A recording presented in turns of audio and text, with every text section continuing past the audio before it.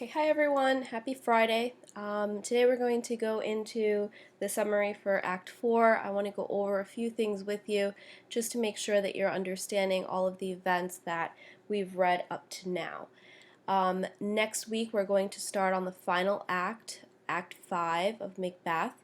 And before we get into that, we need to make sure that we understand how this particular act, Act 4, helps to push Macbeth into his ultimate downfall. So what I want us to do today is to see how the events in Act 4 develop the plot of Macbeth. So I want us to take a look at the conflict, and I also want us to see how this conflict is going to be resolved. And ultimately then we'll be able to see a connection between these evil spirits, the witches, and Macbeth.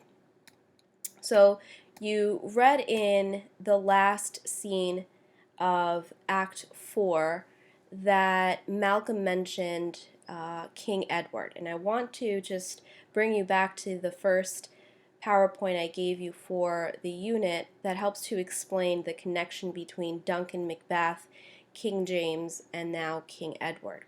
So keep in mind that Duncan was the King of Scotland when Macbeth was born, when the real Macbeth was born. Duncan was 38 years old when he was murdered, and it is assumed that the real Macbeth was his murderer. Now, Macbeth, after the death of King Duncan, was elected the High King of Scotland. This presents a problem for King James because that means Macbeth does not belong to the royal line of King Duncan. So Macbeth, the real Macbeth, did rule Scotland for 17 years. During the time, everything was relatively peaceful and stable, very different from the Macbeth that Shakespeare's portraying. Duncan's son, Malcolm, did go back to Scotland in 1054 with the help of Edward the Confessor. And so this is where I'm going to try and explain to you the connection that you saw in scene 3. So the real Malcolm, after his father died, fled to England in fear that he was also going to be killed. He stayed there for many years, gaining King Edward's trust, and then building his plan to return to Scotland and invade it. So King Edward was the King of England. He ruled between 1042 and 1066. Macbeth, the actual play, was performed in 1006. There's a huge gap. So the real King Duncan died 2 years before King Edward was crowned King of England. The real King Edward is known as Saint Edward the Confessor. He is canonized. He's considered a saint. He believed that he was able to cure this king's evil, which is basically just the swelling of your lymph nodes, and it was believed that he could cure other things simply by touching you. That's why he became a saint. He was a very religious man, especially during the latter years of his reign. So in scene 3 of Macbeth, the doctor mentions that King Edward has cured the people. So during the time that the story of Macbeth is taking place, Scotland and England do not share a king. However, in the audience watching the play is King James, and he is now the King of Scotland and the King of England. So again, the play is being performed in the year 1606, and at this time, Scotland and England share the same king. Keep in mind, if you take a look back on your screen, that King Edward ruled from 1042 to 1066. There were 26 kings after King Edward before King James I takes the throne. However, King James believed to have the ability to cure the people because he belongs to that line of kings. He's a descendant of King Edward. Therefore, Shakespeare used all of this history to create a story that the king at the time King James would like, because it points to the history of his family. So King Edward, King of England in Act 4, is never given the ability to appear on the stage. He's only mentioned. And again, it's said that he's able to cure people.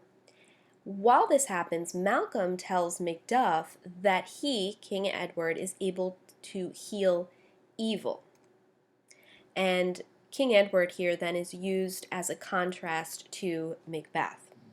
While England is being healed by the king and is becoming prosperous, Scotland, under Macbeth's rule, is full of evil and is dying.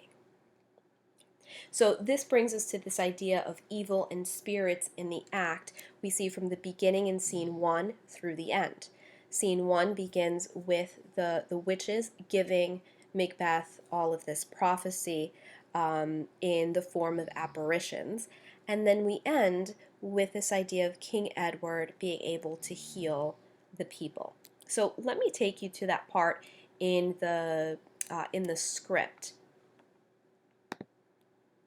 So if you take a look at your script, this is page 56, you have the doctor who enters, and Malcolm asks him, "Is King Edward coming out soon?" The doctor says, "Yes, there's been a crowd of sick people waiting for him to heal them."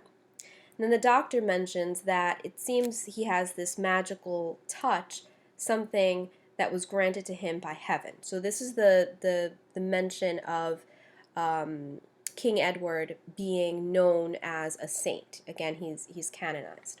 So Malcolm goes and he explains to Macduff, who's just arrived from Scotland, remember that Malcolm has been in England for quite some time, that this sickness that people can have, these evil spirits that people have, the king calls it the evil.